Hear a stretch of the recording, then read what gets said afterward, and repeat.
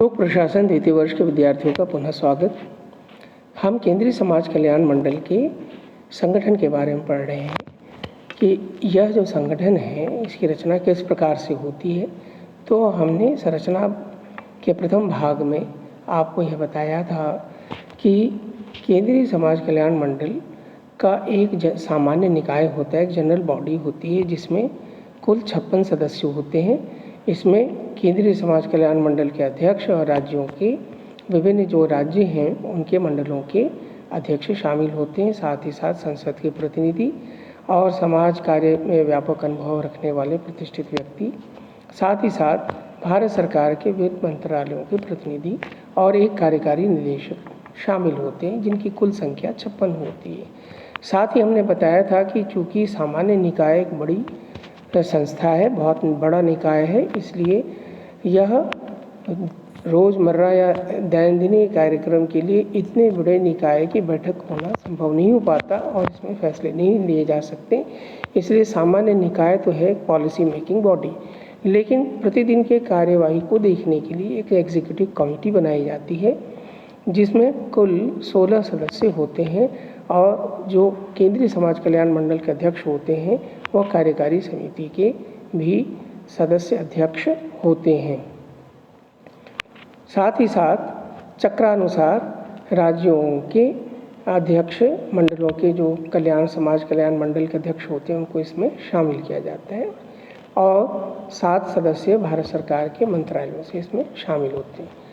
साथ ही साथ विशेषज्ञ और कार्यकारी निदेशक सदैव इस जो कार्यकारी समिति मंडल होती है उसके सदस्य बने रहते हैं। कुल मिलाकर यह जो कार्यकारी निकाय है यह वास्तविक जो संचालन कार्य होता है, प्रबंधन कार्य होता है केंद्रीय समाज कल्याण मंडल का, उसको देखता है। इसके बैठकों की हमने चर्चा कर ली थी।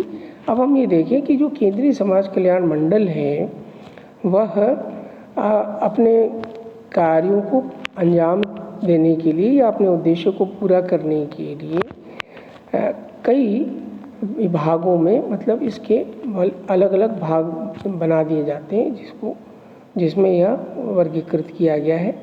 और संसद की लोक लेखा समिति जो है उसकी सिफारिश में मंडल को सन 1969 में, आपको जैसा ध्यान है, कंपनी अधिनियम के अंतर्गत इसको पंजीकृत किया गया था और इसके प्रभावी संचालन के लिए इसको 9 संभागों में पुनर्गठित किया गया था, जैसे बाद में 12 कर दिया गया।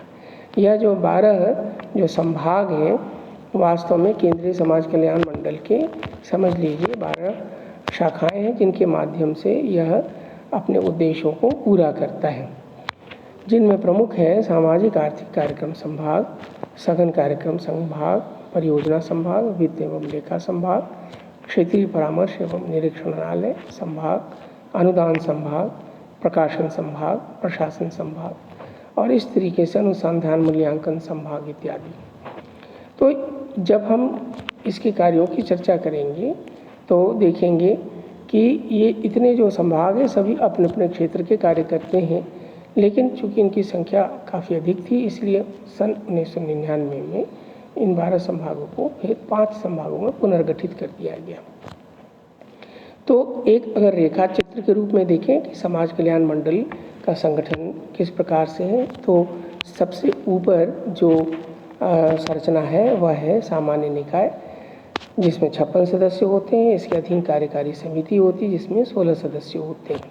अध्यक्ष जो है वो सर्वोच्च पद है, उसके अधीन कार्यकारी निदेशक का पद होता है और ये जो है आपके सामने जो दिख रहा है 5 प्रमुख संभाग हैं जो अनुवीक्षण एवं क्षमता प्रभाग, नियोजन अनुसंधान मूल्यांकन सांख्यिकी एवं प्रशिक्षण प्रभाग, समन्वय प्रभाग, प्रकाशन प्रभाग और अनुसंधान सांख्यिकी प्रभाग के रूप में आपके सामने प्रस्तुत हैं। तो ये विभिन्न जो पद हैं यह सभी केंद्रीय समाज कल्याण मंडल के एक जो उद्देश्य है उसको पूरा करने में अपने कार्य को अंजाम देते हैं। तो वीडियो के इस दूसरे भाग में हमने संरचना संबंधी कार्यों को देखा कि यह किस प्रकार से अपने उद्देश्य को पूरा करती है। अब हम वीडियो के तीसरे भाग में विशेषकर केंद्रीय समाज कल्याण मंडल के कार्यों के बारे में जानेंगे। आज इतना ही।